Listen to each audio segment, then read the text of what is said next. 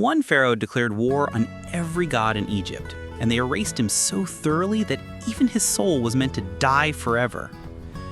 Imagine being so hated that your own civilization tries to delete you from existence, not just from history books, but from eternity itself. That's exactly what happened to the most radical ruler ancient Egypt ever knew. His name was Akhenaten, and he committed an unforgivable sin. He looked at thousands of years of tradition, at the mighty temples, at the powerful priests who controlled Egypt and said, "It's all fake. Every god you worship is a lie. There's only one truth, and only I can see it." This wasn't some minor religious dispute. Egypt had built its entire identity around the gods. Ra sailed across the sky each day battling darkness. Osiris judged souls in the afterlife. Isis protected mothers and children. These weren't just stories, they were reality to every Egyptian, from the poorest farmer to the richest noble. Then, around 1350 BCE, a prince named Amenhotep IV became pharaoh. At first, everything seemed normal. He performed the traditional rituals, he honored the temples. But something was brewing in his mind, something that would tear Egypt apart. Within 5 years, he revealed his true vision. He announced that Amun, the king of gods, was false. Ra was false. Osiris, Isis, Horus, all false. Only the Aten, the physical sun disk itself, was real. And he alone was the Aten's chosen prophet. The shockwave hit Egypt like an earthquake. Akhenaten didn't just preach his new religion, he weaponized it. He shut down temples that had operated for 1,000 years. He fired the priests who had served their entire lives. He sent workers to chisel the names of gods off every monument they could find. Think about what this meant. Families had prayed to these gods for generations. They believed these deities protected their children, helped their crops, determined their fate after death. Akhenaten told them it was all worthless. Pray to the sun disk or pray to nothing. But he wasn't finished.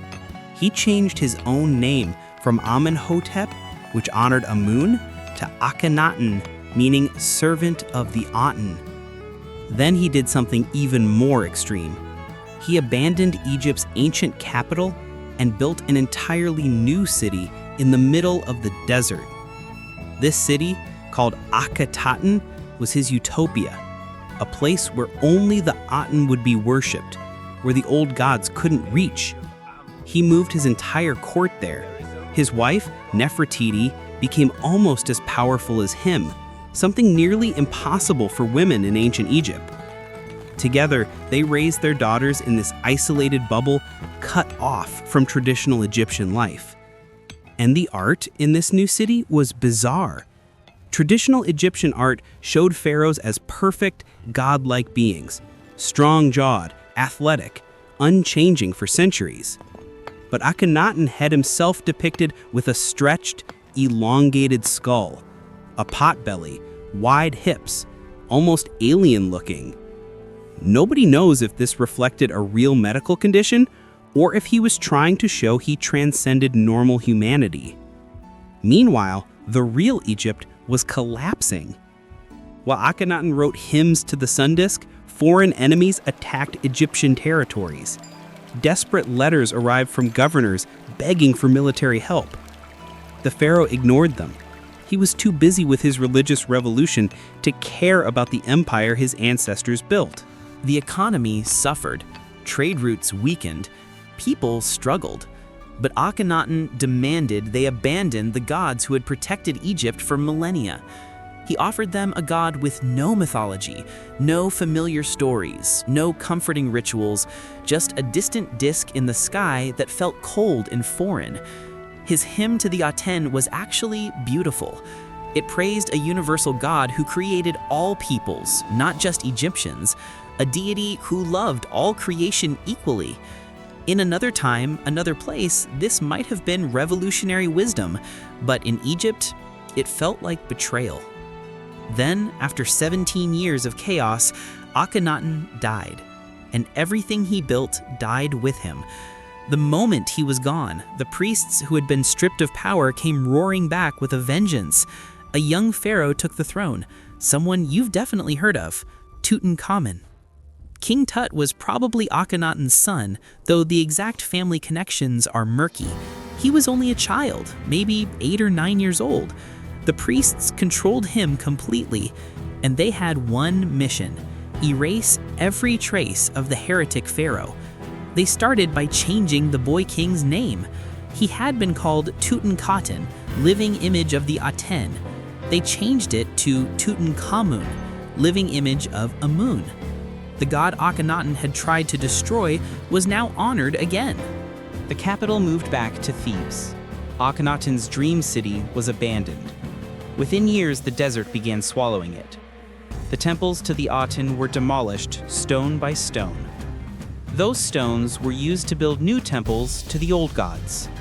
It was the ultimate insult, using the heretic's monuments to honor the gods he had tried to erase. But the priests weren't satisfied. They wanted Akhenaten destroyed completely. Not just his buildings, him, his memory, his very soul. They launched the most thorough historical erasure ever attempted. Workers were dispatched across Egypt with hammers and chisels. Their orders were simple: find every inscription of Akhenaten's name and destroy it. Every statue, every carving, every reference. They attacked royal monuments. They revised king lists. They left blank spaces where his name should have been. This wasn't just about hiding history.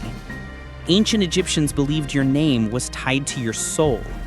Your name, written down and spoken, allowed you to exist in the afterlife. Without your name, you ceased to exist, not just in this world, but in eternity. They were trying to murder him forever. Later pharaohs refused to speak his name. Official documents called him that criminal, or the rebel, or simply the enemy. His own son never acknowledged him. Within a single generation, Akhenaten vanished. The heretic pharaoh became a ghost. For over 3,000 years, the erasure worked. Akhenaten remained forgotten, just another lost name buried under sand. Then, in the late 1800s, archaeologists started digging at a remote site in Middle Egypt. What they found stunned them: an entire city frozen in time, Akhenaten's abandoned capital preserved by the dry desert climate. Thousands of artifacts, diplomatic letters from foreign kings, stunning artwork, and evidence of a pharaoh who had been deliberately erased from history. Slowly, scholars pieced together the story. They found fragments of shattered statues and reassembled them. They read inscriptions that had been missed by the ancient censors. They studied the Amarna letters and saw how Egypt had declined during Akhenaten's reign. A picture emerged of one of history's most fascinating and tragic figures. Today, Akhenaten divides opinion. Some call him the first monotheist, a visionary who anticipated the major world religions by centuries. A man ahead of his time who tried to bring universal spiritual truth to a world not ready for it.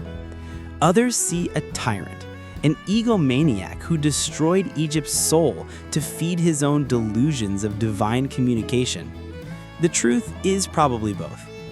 Akhenaten genuinely believed he had discovered ultimate truth, but his truth came wrapped in authoritarianism. He didn't persuade, he didn't debate. He forced his vision on an entire civilization, and when that civilization rejected him, they rejected him with a fury that lasted thousands of years. Here's the final irony.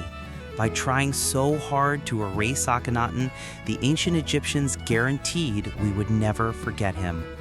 The abandoned city of Amarna preserved more about daily life in ancient Egypt than almost any other archaeological site. His unusual artistic style made him instantly recognizable.